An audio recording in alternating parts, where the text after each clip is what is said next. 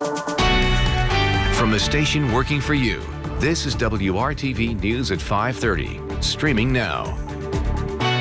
Now at 5:30, taking a chance during the pandemic and still able to say we are open indeed. The business owner that actually opened a business in these uncertain times and is thriving. In demo at the Indianapolis Motor Speedway, the building that's been there for decades that is no longer standing. And why? Topping our lineup, we're digging into the FBI's new hate crimes data. The most surprising find is the amount of incidents we don't know about, how everyone can uncover these crimes. And there's a new worry about plasma supply. Right now, much of it is being used to help coronavirus patients. We have a look at why there may not be enough plasma for non-COVID patients. And the pandemic is not slowing down home prices, so should you be worried about a housing bubble? We have how you can make sure your financial situation is bubble-proof. First at 5:30, as many businesses and restaurants close amid the pandemic, a new restaurant in Marion County is open, thriving, and bringing homemade food to a small town. WRTV's Kelsey Anderson shows how this new venture is also taking some patrons down memory lane. Tam's Cafe opened here just off Oaklandon Road in August. But as you can tell, this now cafe was once a home. So we spoke to Bonnie Reynolds. She says she lived here more than 50 years ago as a newlywed with her husband. This was our first home.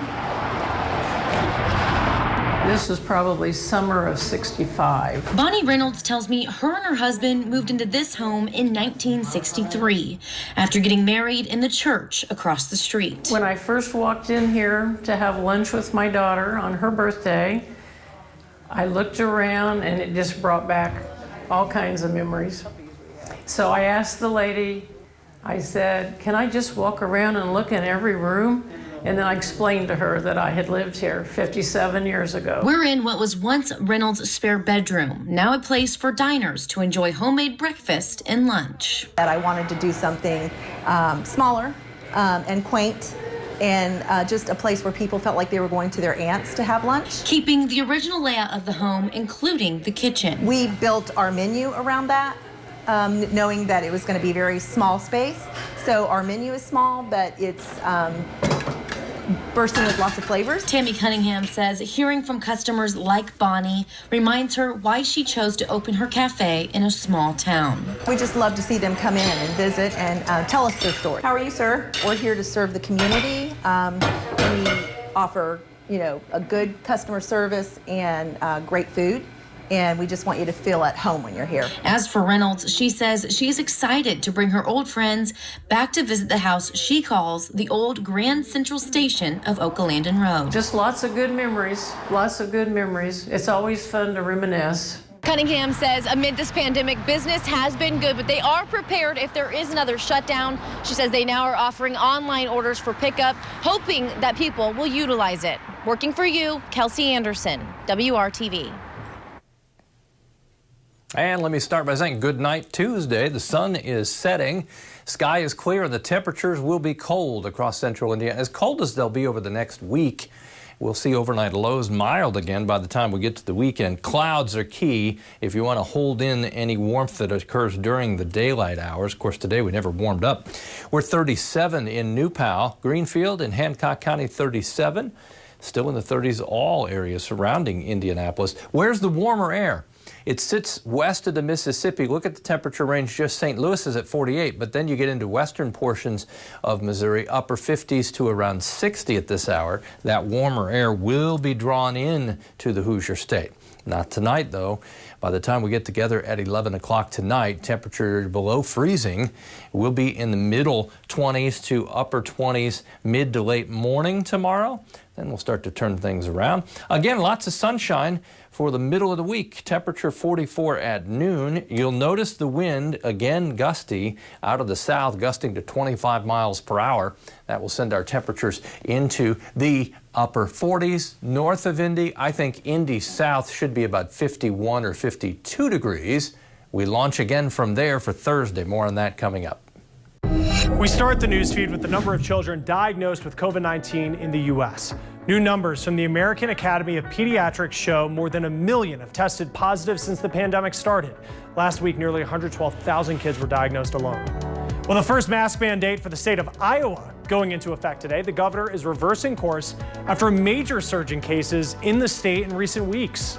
And leading national healthcare organizations are urging the Trump administration to share information on its COVID-19 response with the Biden transition team. They sent this letter to the president today. They say that they want to make sure there is no lapse in their ability to care for patients. Well, as COVID cases rise, not all patients may have access to the best treatments. Doctors may have to limit who gets that new FDA-approved antibody drug. It can help newly diagnosed high-risk patients avoid hospitalization.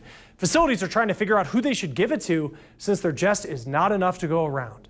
Now, inequality has been a top issue in this country this year. You think through the pandemic, politics, protests, and new data is showing pregnancy. Well, this here is a March of Dimes map showing where racial and ethnic disparities are highest among preterm births. The darker the purple, the deeper the divide. The group's report also shows the racial divide when it comes to infant deaths. Now, the group says 2 babies die every hour. Black babies have more than twice the death rate of white babies. Women of color are up to 3 times more likely to die from pregnancy-related complications than white women. For a 5th year in a row, preterm birth rates have increased. The country got an overall C- grade. That is lower than last year. We know too many women after giving birth are kicked off of Medicaid within about 60 days after the delivery. Extending Medicaid to at least 1 year postpartum helps because we know 1/3 of the deaths that happen, and as well as suffering, is after the birth of the child. 6 out of 10 of those deaths are preventable. Monitoring blood pressure and mental health can help. We're making good progress, and a lot of that's because of improved rates of teen pregnancy, smoking, and some of the other aspects, including access to health care. However, it's not enough. March of Dimes is hoping for policy changes using #BlanketChange. You can read more about it at marchofdimes.org. All right, next in our lineup, we are digging into the FBI's new hate crimes data. The most surprising find, and it's really the amount of incidents that we don't know about, how everyone can help uncover these crimes.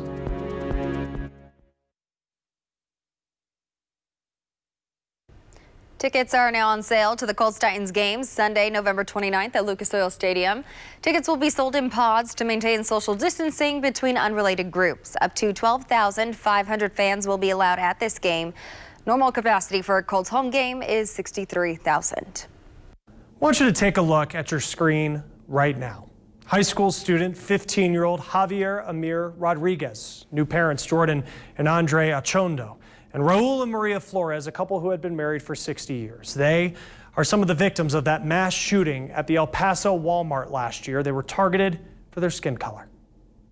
As we've seen over the last couple of years, the numbers and the hate crime incidents have arisen. It's specifically for 2019. It's the deadliest year on record we've had. There were actually 51 hate crime murders. The continued rise in violent extremism is the biggest concern, according to the FBI. Anti-Semitic, anti-Hispanic, and hate crimes related to gender identity are increasing, but that's not the full picture. For a second year, the number of law enforcement agencies reporting these crimes to the FBI has dropped. Only 14% of agencies actively reported at least one hate crime, and it's voluntary. If we don't get that full picture, not only do we not know what's going on transparently, but how do we combat that effectively, educate people, and show them what's happening? The Anti-Defamation League is pushing legislation making hate crime reporting mandatory to the FBI. They're also pushing for a standardized definition of hate crimes. The pandemic has made it so extremists can reach more people online. All right, let's start the news feed. Walmart is keeping a closer eye on its customers. The store will be counting customers as cases continue to reach record highs. Walmart started restricting the number of people in stores in April, but they stepped away from that for a short period of time. Home Depot continuing to help its workers. The chain put in a temporary employee compensation program during this pandemic, but Home Depot now announcing that those boosts in income will stay. Well, it's becoming easier to make online returns at malls. Simon is the biggest U.S. mall owner, and it's now working with a number of stores to let customers make returns at the concierge desk at several locations. Brands like Gap, Vera Bradley, and Dockers are letting you drop off returns without having to go into their stores. All right, we do have more to get to in our lineup. There is new worry about plasma supply. Right now, much of it is being used to help coronavirus patients. A look at why there may not be enough for those patients who are non-COVID.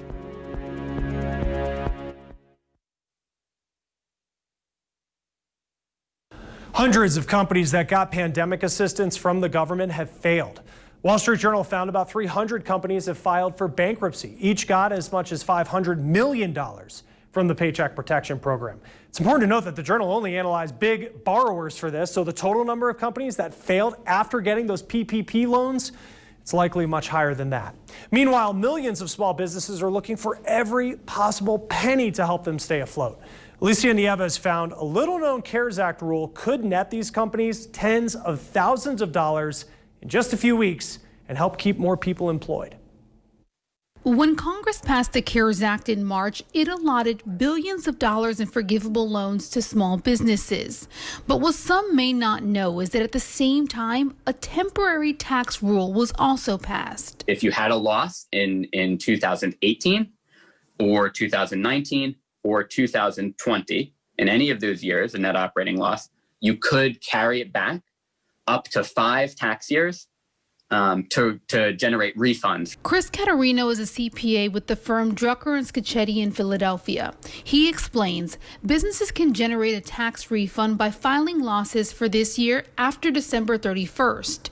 But under the temporary rule, if the business also had losses in 2019 or 2018, they can carry back those losses and file for a refund now by filing an amended return or 1045 form. The 1045 is generally quicker, and I believe the IRS is required to respond and process those within 90 days. The tax refund under the temporary net operating loss rule for some small businesses could be tens of thousands of much needed dollars. It can mean the difference between keeping your doors open or not. Tom McCracken is with the National Small Business Association and says while a temporary tax benefit could save some businesses, the ones who may need it the most are not aware of it. Just the smallest companies that they don't know. They go to have their taxes repaired in the spring, and then they find out, wow, I could have had this benefit all along. Which could be too late for some, especially if another round of COVID-19 related closures happen and a second stimulus package isn't passed soon.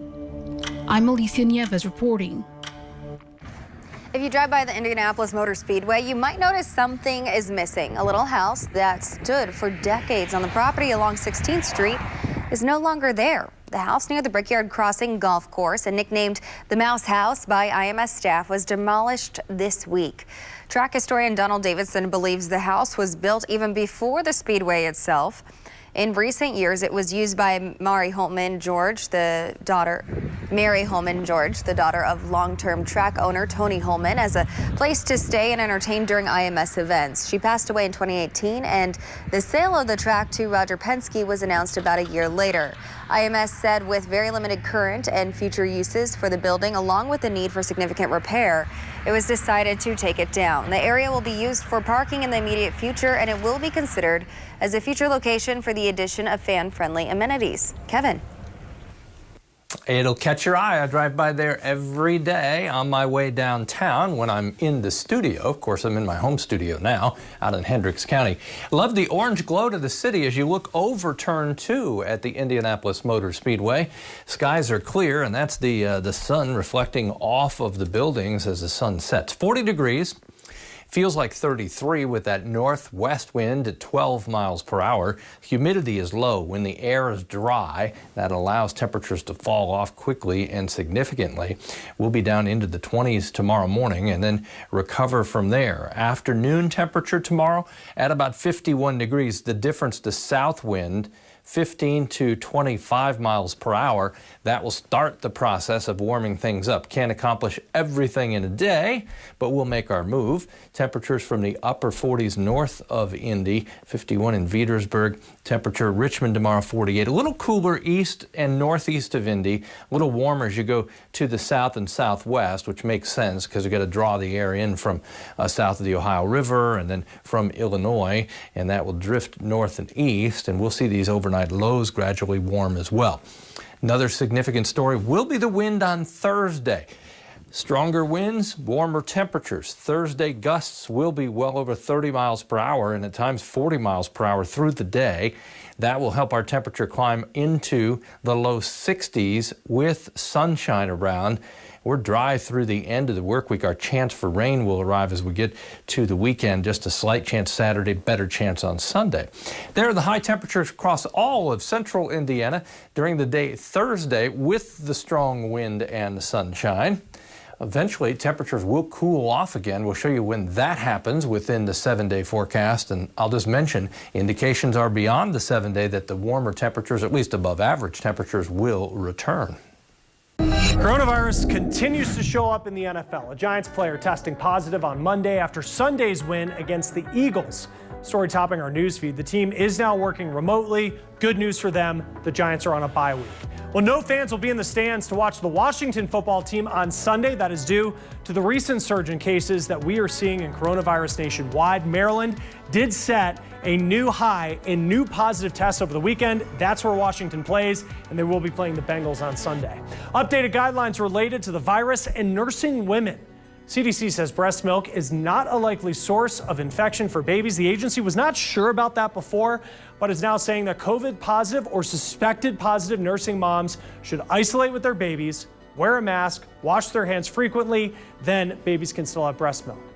Public health programs are seeing a surge in students amid this pandemic.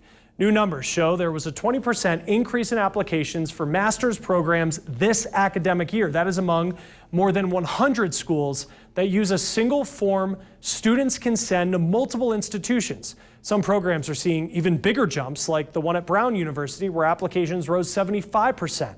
The pandemic has raised awareness about convalescent plasma donation to treat coronavirus patients. But for hundreds of thousands of people who rely on regular plasma infusions to survive, there are concerns about a looming shortage. As Usher Qureshi found, the need for plasma donations is becoming more crucial by the day. My pain levels increase tenfold, maybe even more. Mother, wife, and rare disease advocate, Deborah Vick lives with myasthenia gravis, a neuromuscular disorder that disrupts nerve-to-muscle communication. The messages are no longer being able to reach my muscles to make them work, whether that is to walk or move or swallow or breathe. It's all interconnected. There is no cure, so every 2 weeks she requires plasma infusions. Being in crisis is the worst time to have to wait for treatment. I know for me, my treatments are every 2 weeks. And days before my treatment starts, my breathing has become extremely labored. Many types of primary immunodeficiency disorders like Vicks result in an inability to produce antibodies to fight off infection. There's about 250,000 of us in the United States alone. John Boyle is the president and CEO of the Immune Deficiency Foundation. Canceled drives and fear of COVID exposure, he says, have contributed to a drop in plasma donations for non-COVID therapy. This while the Red Cross says hospital distributions of convalescent plasma have increased 250% in November compared to September. To not meet the rising demand is one thing, but to actually have less plasma is potentially very, very, very problematic. Experts say it takes 7 to 12 months to turn around plasma for patient infusion therapies. We are now 9 months into the pandemic, and a crisis, say some, could be around the corner. Yes, there is a growing concern about the ability to meet patient clinical need. Amy Infantis is the president and CEO of the Plasma Protein Therapeutics Association. She says while the call for convalescent plasma therapies for COVID-19 has raised awareness, there is still an increased need for plasma for other rare disease patients. Our companies are making therapies every day for patients who have a perpetual need for plasma, and that is ongoing regardless of a pandemic. For those who rely on plasma donation and infusion treatment, it could be the difference between life and death. The biggest fear is not having the treatments that keep me alive. I mean, reality is I don't know what kind of life I will have, if any. How will I function without my infusions? It's why so many are hoping those who can will give. I'm Usher Qureshi reporting. All right, Usher, thank you. Now, Amazon is opening an online pharmacy Now, what you have to do, set up a profile, then you can have your doctor send prescriptions through Amazon to your home. The delivery is free for Prime members. The coronavirus has prompted more Americans in general to get their meds by mail. Amazon says most insurance is accepted. Members can also get generic or brand name drugs for a discount. Now, finally in our lineup, the pandemic is not slowing down home prices. So should you be worried about a housing bubble? How to make sure your financial situation is bubble proof?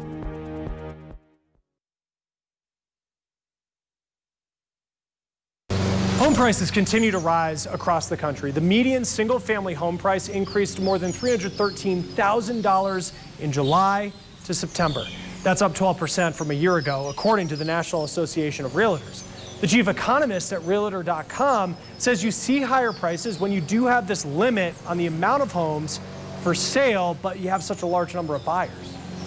So the pandemic, we've actually seen these trends be exacerbated. So we have even more buyers in the market as people are looking for more space and possibly to get out of crowded apartments into maybe a single family home where they've got a yard and some outdoor space and room to live and work and play all at home.